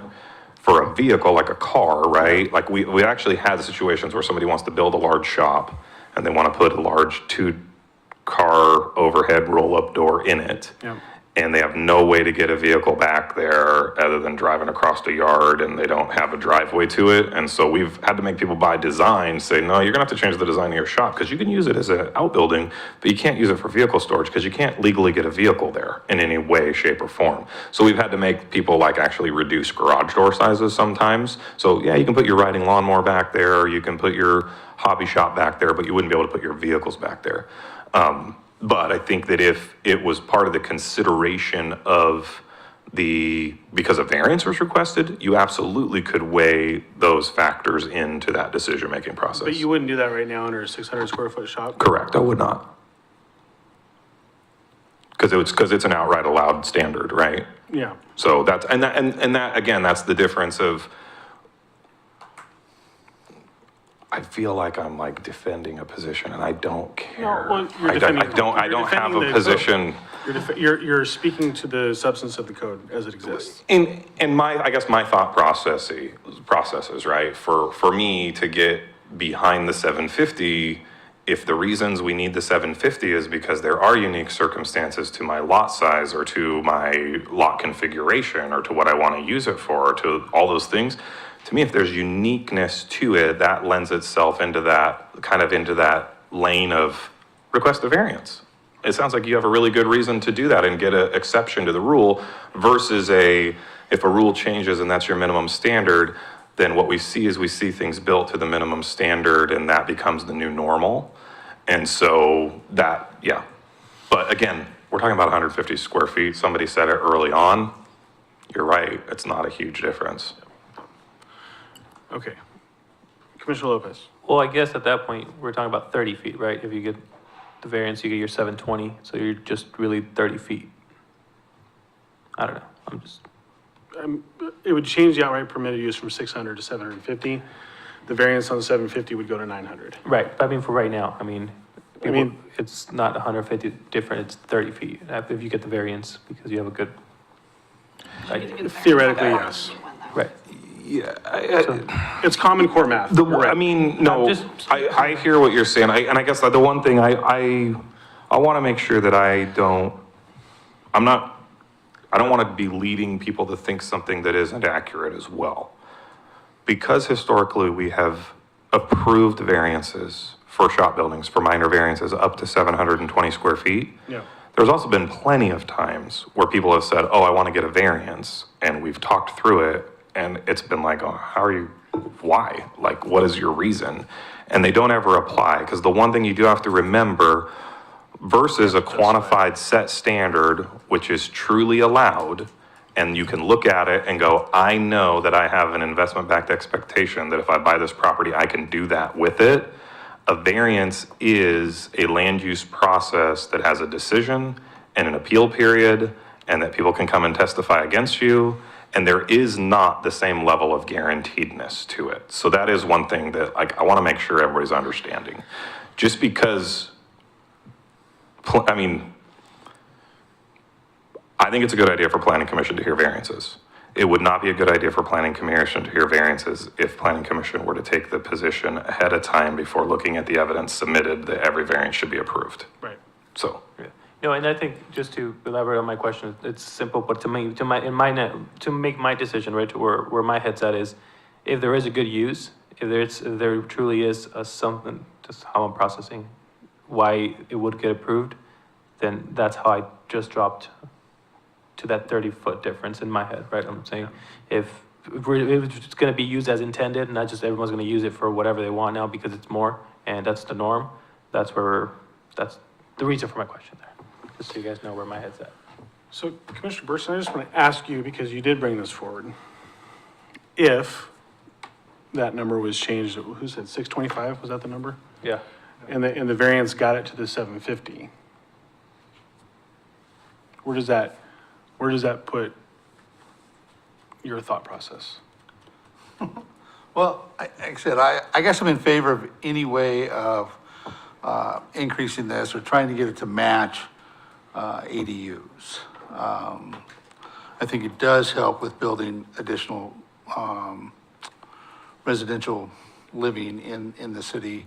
And I think it also helps people, whatever they use, we keep calling it a shop. In my vision of a shop, like I said, is like this metal structure and it's got tin roofs and stuff like that going on. I mean, it's gonna match that. I mean, it's actually gonna be a structure that's built. I mean, really, it's a wood framed structure that you have, right? Because that's what you allow. yeah. Can I ask a question? So, well, let me No, get keep to going, his keep answer going. anyway. So, I'm in favor of any way of allowing people to try to get to that same level, so they can build a 750 square foot ADU, so that, Well, That's accessory better. And then- structure, yeah. I'm talking about the ADU on top, it could match that accessory structure on the bottom. Okay. And like I said, there are folks out there, I mean, I'm not the only one, I know my partner next to me drives a long pickup too. He parks in the driveway though. And, you know, like my current home, I have, my garage is actually kind of under the house. So just saying, well, let's just add on to the garage, that doesn't really do it. And, you know, I mean, I would have to take out probably one of the walls that hold up my house, so that's not gonna work. So anyway, Sure. so, You got so your brain yes, going. I guess my short answer is yes. I'm sorry. I would just, I don't know how appropriate this is, but like, as the sponsor of the bill, this wasn't a bill, but I may have misunderstood also, and I guess I would ask just from your perspective, Commissioner Burson, because in my brain, it's kind of twisting a little bit with what you said there. I'm like, well, ooh, maybe we should have been approaching this at a little different direction. Is your intention to say, hey, it should be up to 750, but only when an ADU is on top of it? Okay. No. Then we that's went just the one of right way with the language, because I was like, oh, well, that would be a different change just- that would be a lot easier. That's just one of the benefits. Okay, one of the, okay, no, As opposed that's, to an additional parking place I gotcha. for something that's, you know, 10 by 15. Sure. That you could put in there, so you'd have maybe a third roll-up door that, you could park something in. Depending on how your property lays out. Okay, so let's tidy this up a little bit. Okay, All right. So I believe what I'm hearing is nobody's mad about B, right? Which is the setbacks for collector streets, arterial streets. Commissioner Avishon, you had a question specifically about the setbacks. Is that in your head satisfied enough where you would be ready to make a position? Okay. And then I think the answer to C may influence A. And so what I want to ask about C is, are we prepared to dialogue about what we're going to, well, I guess, let's see. Are we ready to kind of just figure out how we want to dispose of C so that we make a recommendation on both C and A? Okay. I will say the only concern right now, because I'm a little bit on the fence either way with C. I can see it both ways. The one concern I have with C specifically is how the intended use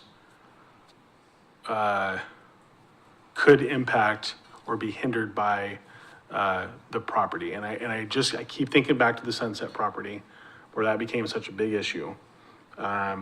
And specifically with that was they just didn't have a dedicated right-of-way or a dedicated easement in order to access the property. So they actually had to purchase a portion of the state, of Keizer's Sunset Park in order to make that work. So that's really kind of my only concern right now. And I think that maybe at some point we can have a conversation about that. I will say, though, generally, I fully support doing minors. This list is not exhaustive. I think it does give us an opportunity to have some conversations. I was supportive of minors in the beginning, just simply because, again, Shane, you said it so perfectly in March. If you're asking to break the rules or bend the rules, I think it's okay to come and have a conversation, ask why, right? So that's just my 2 bits on it. Others? Commissioner Burson. so, you know, I'm also for the minor variances, because like I said, I look at this body as being, I mean, we weren't voted by the citizens, but we were appointed here as citizens to talk about the direction or what our city's gonna look like. And so I think it's a good idea, whether it's a minor or major, that it comes to us to talk about it. If we're not ready to talk about C at this point, like I said, the 625, and then make it a minor variance. If you want to get up to 750, you know, it's going to come before the commission. And then I guess if we try to get to 900, like currently if it was 750, it'd be a major one, and there's a lot more work to be done on that. But, you know, if we're not ready for that now, I'm not too sure that A and C have to be there. Because if we actually pass Yeah, that's right. A with a minor variance. You're right. Then we can actually have a discussion on C maybe at another time to say, okay, now that we have this authority, Yeah. are we willing to go up to 625? And then people have to come before us to get to 750. Well, functionally, and I agree, and actually thank you for bringing that part up, because I was gonna suggest maybe tabling C for now. The question is procedurally with your notice of DEQ or DLCD and all that kind of stuff, does this screw it all up, or are we gonna be okay? I believe, I'm gonna defer to Mr. Lindsay, but we had a conversation about this earlier because I knew there was a few changes in here that were gonna surprise you, specifically with the setbacks, and I'm like, okay, Joe, if planning commission says, no, we don't wanna make any of these changes, or, I said, I know they're gonna make some changes, because I put drafts in front of them that they said they wanted, so I know that they're gonna make some changes, but they may not change every one of these sections.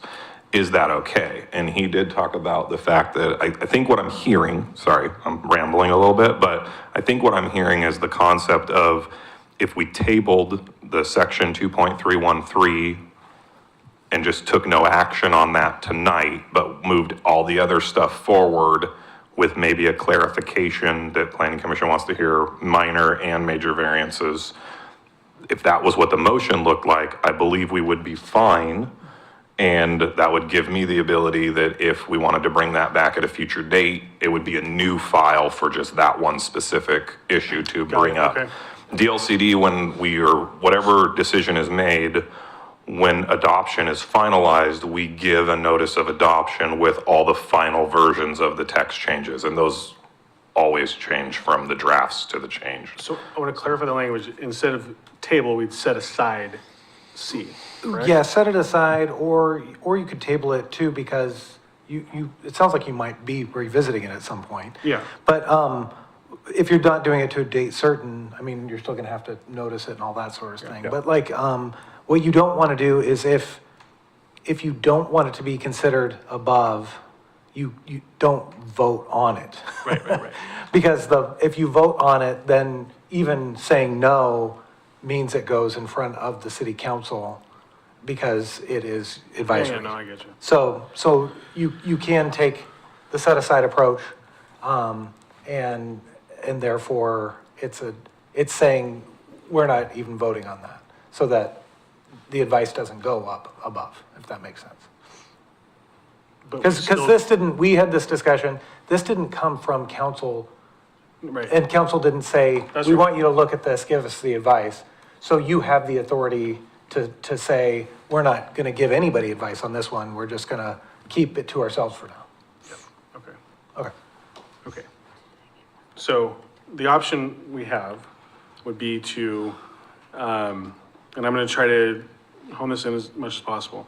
I'm going to spell out the option, and then if we're okay, we'll close the public hearing. We'll go into a motion. We'll have a discussion on the motion, and then we'll move forward. So the option before us would be to accept A as written, which would be only major variances, conditional use permits, and amendments to the master plan. Or we could make any amendments we want to it, but staff's recommendation would be to do all of the all the changes that we said, but also add in minor variances.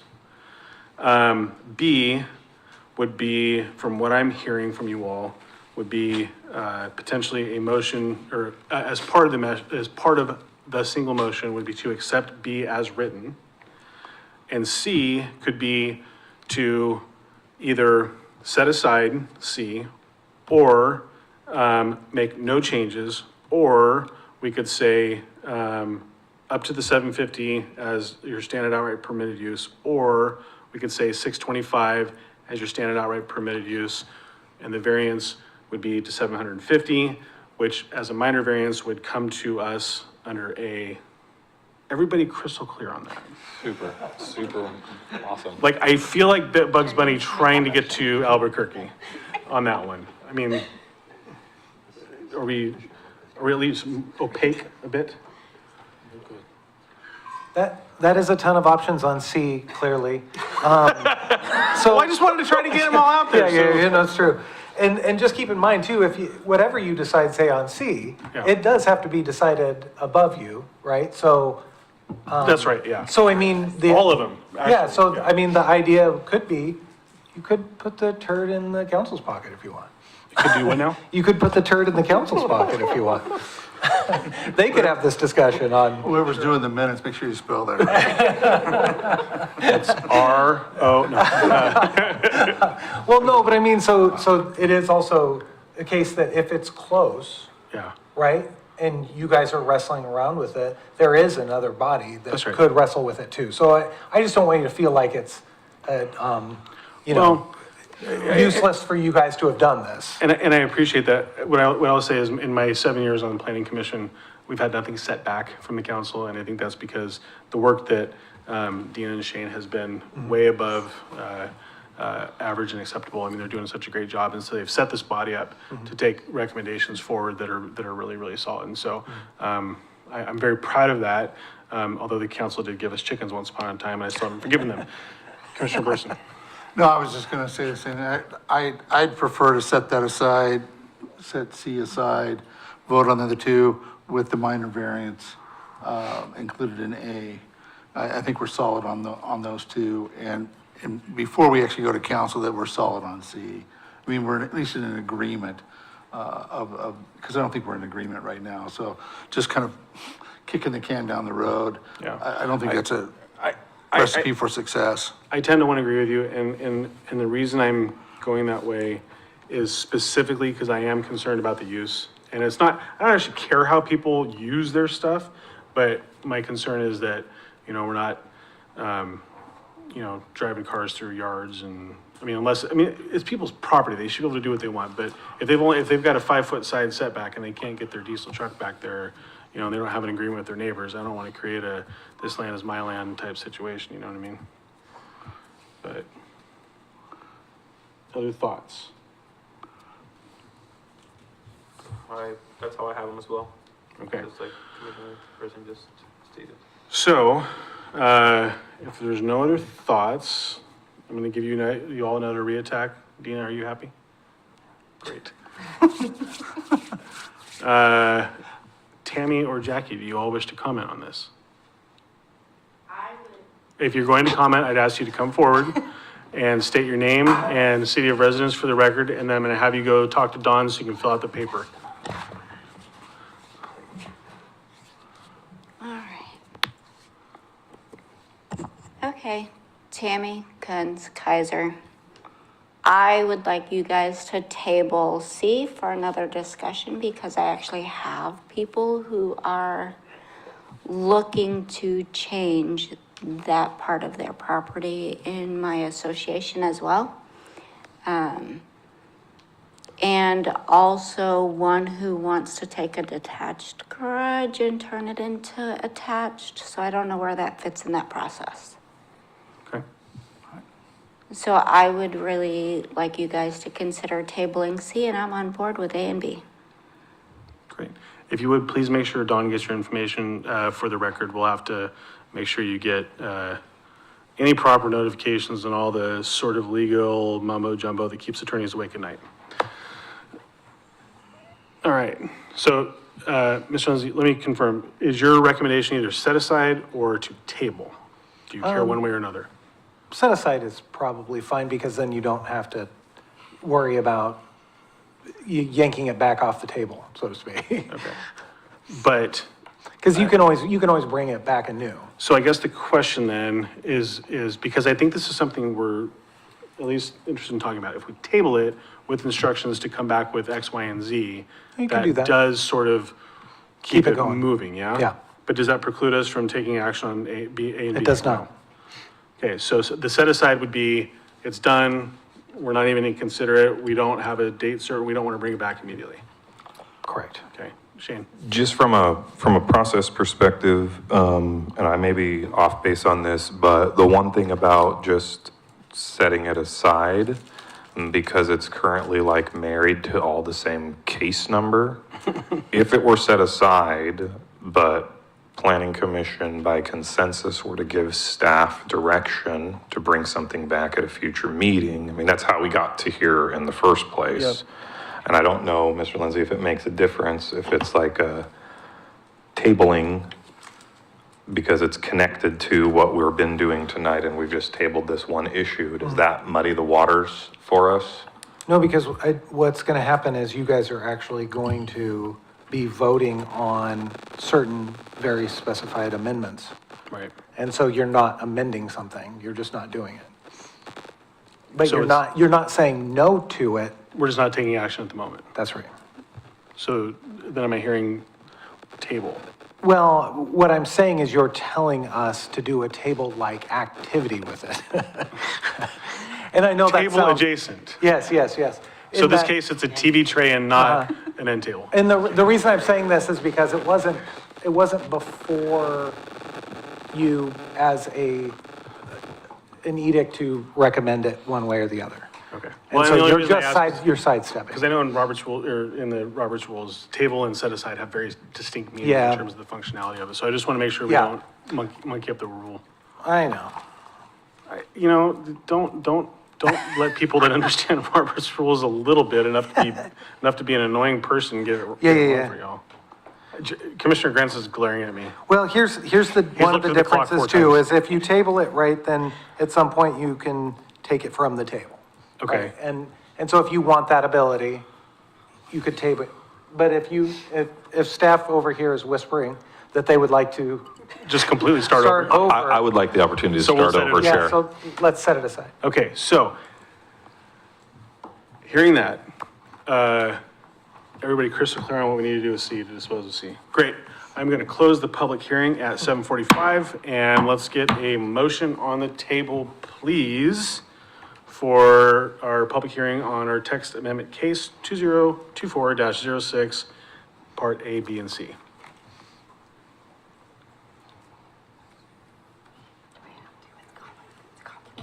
I mean, as chair, I can do it. There's nothing that prohibits me from doing that. I just want to make sure I get it right. It's just the thing that he spelled out for us, right? What's that? That I move the planning commission recommend. Oh, well, yeah, they're doing that now. For us. They're That's doing fine. that I just now. want- Is that the right thing, the one you wrote for us? No, it's actually, well, we actually have a secondary I think it's analysis page on. 9. Yeah, there's one on page 9 at the top. I just want to Yeah. like double check that's the right, because we discussed a lot of stuff. Yeah, I think as long as we have consensus from Planning Commission, which I believe you got, Chair Lawyer, from everybody, that there's, because those two items, everybody was in consensus on those, I would be comfortable with that motion as written, because we know what that means, so we can make the modified changes to take to council. And I guess where we don't know about consensus is whether or not you truly are having consensus about taking on minor variances. Okay, That's the so, one that. do you want me to drop this? You want me to do the motion? Go ahead, Commissioner Grants. Could we just have a motion and vote specifically on setting aside C? You could, That would make it yeah, cleaner. I mean, yeah. Bifurcate it and then do Yeah. one motion on that and then come back and Yeah. do A and B? Yeah, Is that a motion? it is. So we have a motion to set aside, Part C of text amendment case 2024-06. Is there a second? Second. All right, motion is second to set aside text amendment case 2024-06, Part C. Any discussion? Hearing none, all those in favor signify by saying aye. Aye. Any opposed, say nay. Okay, that motion passes. So now we need to dispose of text amendment case 2024-06, Part A and B. Okay, so that's just this, right? That would, what? Yeah. Yeah, it's just the okay, so I can move that. So I move the planning commission to recommend approval of the proposed text amendment to city council with changes as discussed, along with any other identified changes necessary for consistency within the Keizer Development Code. Is there a second? Second. Okay, we have a motion and a second Hang on, we to, screwed this up. Can I ask for a clarification before? Is the consensus that you also want to hear all variances? And I'm just looking for like head shakes. yeah, Because Thank you for bringing that up. I was If a majority want that in the code, yeah. I was going to confirm that in discussion, but thank you for bringing it up. Okay, perfect, perfect. Yeah. Okay, so we have a motion and is by Commissioner Hutchins and a second by Commissioner Avisham. Yeah, I thought Commissioner Witters or not. To recommend approval of the proposed text amendments to section, or to text amendment case 2024-0, well, I'm inserting just stuff in read here. it. I know, I'm sorry. I didn't know if we had to change it because anyways, as, with changes as discussed, along with any identified changes as necessary for consistency with the Keizer Development Code. And is there any further discussion? I apologize for muddying up the motion. Any further discussion? No? Okay. Then hearing none, all those in favor signify by saying aye. Aye. Any opposed, say nay. Motion passes unanimously. despite the chair trying to screw it up. All right. So we're getting minor variances, major variances, conditional use permits, master plan amendments, so long as the council doesn't try to polish that one. Going back to the. Yeah, in the setback, yep. Okay. That was fun. Middle business staff report. What else? Can I have a question? Does that take care of the setbacks also? Yeah, Yeah. all Yeah. things. Okay, just want to make sure. Yeah, so that was the, yes. Well, that's why I was gonna say text amendment case 2024-06, B, but no, we're not doing that. Again, I apologize that the staff reports ended up being that way. This was good. It Actually, I was- love it the was- fact that we have motions now. This is good. It was yeah, the A, B, and C thing, though, I'm not a fan of how that ended up playing out, so we'll work on that for the I think it next was time good. we have a whole bunch of them. So new and old business, I don't have a lot for you tonight. One little update I did want to give, we've talked about this multiple times before.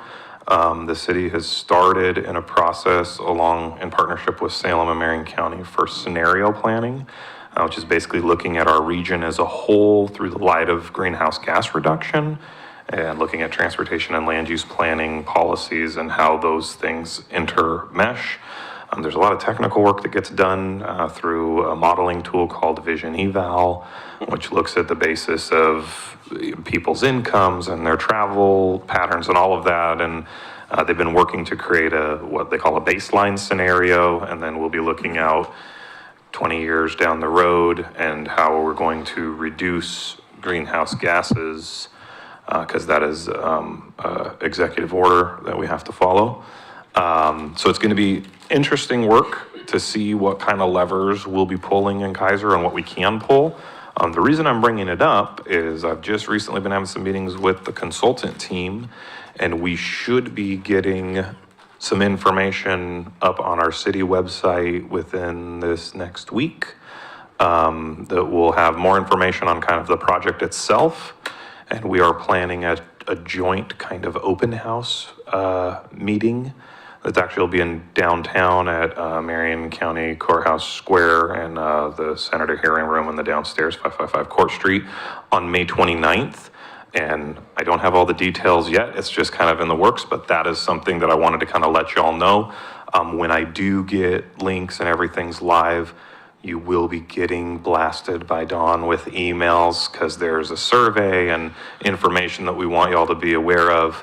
And I think that probably one of our future meetings in the near future will kind of walk through a little brief presentation on some of the work that's getting started and how to be engaged and involved. So that is really my only new and old, okay, there's a couple of others because it's been a month. The other thing to kind of make Planning Commission aware of is we have had a couple of recent subdivision hearings for a couple projects in Keizer, both middle housing projects. One was a townhouse development in North Keizer for 20 townhouses. And we had a very robust public hearing of 3 hours long. And then more recently, just 2 weeks ago, 2 Wednesdays ago, we had another hearing on a property on McLeod. If you know, the house that burnt down a little over a year ago on McLeod there, had a subdivision hearing, and we just got it, the royal we. Dina just got the final decision in the mail today that we received from the hearings officer approving a 6-lot subdivision there that is planned to be developed also with middle housing. So looking at some maybe 18 units on that piece of property, a duplex, a triplex, and a quadplex, and a duplex and a triplex and a quadplex. So we'll see when it gets all designed out if it will be quite that dense, but that one did not last 3 hours. It was only like 2 hours and 40 minutes for that hearing. So I want to keep you aware of it because we talked a little bit about it tonight, and I know the partition project on Verta came up that has the triplexes going in on it. It is, we are truly beginning to see the effects of legislative changes hit the ground in the real built form. And, you know, we had a little bit of a delay, but now we're seeing things start to get built. and developers looking at opportunities to do more of these middle housing products. And thus far, we haven't had a ton of positive input back from the neighborhoods necessarily. That's odd to me. I don't know why. So, And these are all Oregon investors and out of state, or Oregon. actually in these two, yeah. Oh, These two projects are local people, not just Oregon, but Good for real, them. I'm glad real local people local. are having So, and it'll be, you know, I think it'll be interesting. Like I try to see the positives, try to kind of stick with the silver linings, and I do think that with the middle housing products, and I've told this to the neighbors, and my face is 100% straight when I say it, because I do truly believe it. I do think that these middle housing products, it provides an opportunity for folks to move into our established neighborhoods that have great schools. Keizer is a great place to live. It's been a great place to grow up in. And it does give an opportunity for folks who maybe can't afford to buy a single family dwelling because they haven't lived here like some of us for 30 or 40 years when we bought our houses a long time ago when interest rates were super low and house prices were super low. And it lets them come into our community and be a fabric and a part of it and have their kids in the same schools and everything. And so I think there's a lot of value to it. But to say it doesn't have an impact to existing established patterns, we've definitely heard the opposite at our last couple of hearings. So anyway, sorry, that was a little soapboxy, but. Nope, thank you, Shane. Commissioner Burson. Oh, I thought you had your finger up. No, I just, like I said, I'm just curious, has anybody built a new single-family home in Keizer in the last year? Yes. Yeah. No, we have had some Dividing single, lots and- we have had some single-family homes built. We are definitely seeing the shift to a lot more duplex, triplex, only a few quads, or one quad so far. So, but definitely seeing a lot more of the duplex, triplex looks. So, Yeah. That's lovely. That's it? Yeah. Cool. Thanks. Counselor Duran. One thing about the, I'll jump on the soapbox a little bit. The multifamily, I personally would like to see owner occupied. So if people would look towards building, condos or something like that, I'd feel more comfortable with it. The density doesn't bother me near as much as so much rental property being built. So, if we can get people in the, investors in the mood of, or developers in the mood of building denser owner-occupied products, I'd feel much better about that here in Keizer. So that's just my thing. That's one of the things that I believe would be better for the city is stressing the owner-occupied, so. There's not really a functional distinction between an apartment and a condo, right? I mean, you could effectively build an apartment complex and sell them as condos, couldn't you? You can, it can be done, but I mean, it's not the most desirable, right? No. But typically condos, you have like a hallway and it's more like a motel with really big apartments on that thing. But that's just my distinction for the more dense building. I would rather see people trying to put in Yeah. owner-occupied dense products, so, Well, and the rental's affordable, it's just who's it affordable for? right. So that's just my thinking. You So, know, I mean, we've got a lot, I mean, Candlewood, all those neighborhoods down there, those are historically very poor neighborhoods. And they're not coming back into those apartments. nope. So I'll get off of that, but that was just, thinking about, I really don't like apartment density so Yeah. much being built up here in Keizer, but I could get behind owner-occupied products, so. So for city council stuff, on Monday night, the council recognized Tammy Saldivar as volunteer of the quarter, which she's been taking on a lot of stuff in her volunteer world right now, so it was great that we got to recognize that. We also approved and awarded the contract for the pickleball courts and the parking lot at Keizer Rapids Park. to Knife River Corporation, so that'll be something. It's gonna be a little bit hectic in Keizer Rapids Park this year for the summer with the pickleball carts being built. Parking for other functions is gonna be a little bit hectic and with, the turf fields being built too. So it'll be nice when it's all done at the end of summer, but during the summer, it's gonna be hectic.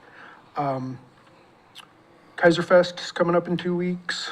Golf Kaiser tour- Fest or the parade? Kaiser Fest Parade, sorry. Well, there's more than just the parade that weekend, so that's why. The golf tournament, yeah, that's There's a golf tournament on Friday.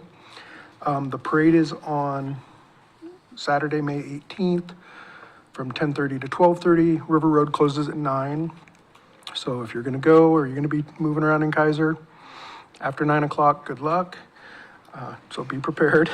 Then on Sunday, Kaiser Fest, the Blooming Iris Festival, they've moved, the fire department has moved the pancake feed from Mother's Day to the day after the parade. So just to kind of align 19th things. instead of. On the 19th. Not this Sunday, the Yeah, 19th. the next Sunday, which their reasoning is so that mothers can, and, you know, come to the pancake feed.